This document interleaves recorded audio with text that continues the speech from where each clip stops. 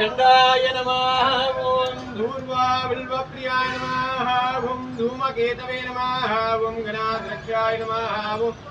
अध्यक्षाय नमः ओम विविजप्रियाय नमः ओम इंद्रगर्भजिते नमः ओम वाणीवृदाय नमः ओम व्यालनादाय नमः ओम वैराग्यसिताय नमः ओम ऐश्वर्यकर्णिकाय नमः ओम षेडनोत्संगजितमानसविग्रहाय नमः ओम हरिद्राभिन्मनायकाय नमः ओम हराय नमः ओम शंकरहराय नमः श्रीमहागणाधिपतये नमः नारिकेलखण्डत्र्यादि कदलीफलं ताम्बूलं यदामहं सर्वस्वं निवेदयामि आदिपूज्याय देवाय चन्दमोदकधारिणे